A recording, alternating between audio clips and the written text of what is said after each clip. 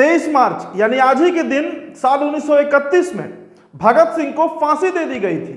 इस दिन को हम भारतीय शहादत दिवस के रूप में मनाते हैं और शायद यही कारण था कि इस तारीख को जन्मे भारत के सबसे बड़े और सबसे प्रखर समाजवादी नेता राम मनोहर लोहिया ने कभी अपना जन्मदिन तक नहीं मनाया, क्योंकि उनके हिसाब से यह दिन हमें भगत सिंह की शहादत की याद दिलाती है। भारत की राजनीति में अगर हम समाजवाद धरे की बात करें तो उसमें राम मनोहर लोहिया को आखिरी चिंतक माना जा सकता है। उनके विचार हमेशा ही भारतीय राजनीति में अलग रहे थे। समाजवादियों में इनके बराबरी कोई और नेता अगर आता है तो वो है जयप्रकाश नारायण, पर जेपी जीवन भर राजनीति से अलग रहे। राम मनोहर लोहिया भारतीय राजनीति के वो पहले नेता थे जिन्होंने नेहरू तक को चुनौती दे डाली थी। वे आजादी के बाद कांग्रेस की सरकार को हराने के लिए 7 वर्ष का प्लान भी बना चुके थे, हालांकि प्लान सफल नहीं हो पाया। उन्होंने नेहरू की नीतियों के खिलाफ जंग छेड़ी और इतने कद्दावर नेता के खिलाफ उन्होंने दूसरी लोकसभा में फूलपुर सीट से चुनाव भी लड़ा। इरादा था कि नेहरू की गलतियां सबके सामने लाई जाए। राम मनोहर लोहिया की जिंदगी से जुड़ा एक और किस्सा बहुत मशहूर है। जिनेवा में लीग ऑफ नेशंस की सभा चल रही थी। वहां बीकानेर के महाराज भी गए थे और वो भारत का प्रतिनिधित्व कर रहे थे। अंग्रेजों ने उन्हें इसलिए भी भेजा था क्योंकि वो अंग्रेजों के कट्टर समर्थक थे। जैसे ही वे बोलने के लिए खड़े हुए, दर्शक की भीड़ में एक नौजवान खड़ा हुआ और उसका विरोध करने लगा।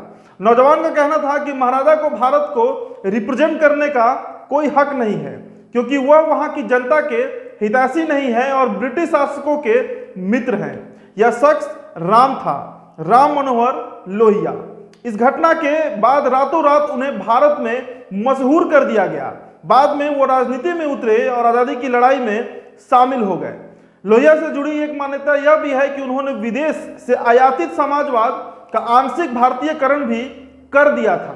समाजवाद का जो रूप यूरोप या फिर यूरोप के दूसरे देशों में दिखता है, उससे लोहिया पूरी तरह सहमत नहीं थे और इस कारण उन्होंने भारत में जो समाजवाद फैलाया उसमें आमूल चूल परिवर्तन किए थे और उनके ही बताए हुए समाजवाद के रास्ते पर चलकर बहुत से नेता निकले। चौधरी चरण सिंह, मुलायम सिंह, बिहार के लालू प्रसाद यादव, नीतीश कुमार, सब लोग इन्हें लोहिया के शिष्य ही रहे हैं। कहा जाता है कि लोहिया जिसके कंधे पर हाथ रख देते थे वो नेता बन जाता था।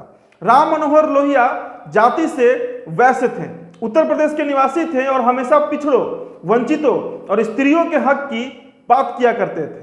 भारत में समाजवाद को स्थायी मंच देने के लिए उन्होंने अपनी पार्टी भी बनाई थी। वो भारतीय राजनीति में गैर कांग्रेसवाद के शिल्पी थे और उनकी कोशिशों से ही 1967 में कई राज्यों में कांग्रेस की हार भी हो गई थी। 23 मार्च यानी आज ही के दिन 1910 में लोहिया जी का जन्म हुआ था। 12 अक्टूबर के दिन उनका निधन हो गया था। तो ये छोटा सा परिचय हुआ राम मनोहर लोहिया का, जिन्हें भारतीय राजनीति में सबसे बड़े समाजवादी कहा गया है, जिनके पद चिन्ह पर चलकर सपा और राजद जैसी पार्टियां बनी और सत्ता में आई। अब अंत में मेरा नाम उदित आर्यन है और इनसाइडर लाइव पर आप ये वीडियो देख रहे थे। ये वीडियो आपने अंत तक देखा, इसके लिए आपका बहुत बहुत शुक्रिया। इनसाइडर लाइव को सब्सक्राइब कर लीजिएगा। वीडियो अगर हमारे फेसबुक पेज पर देख रहे तो हमारे पेज को लाइक फॉलो करें और इस वीडियो को शेयर जरूर करें। धन्यवाद।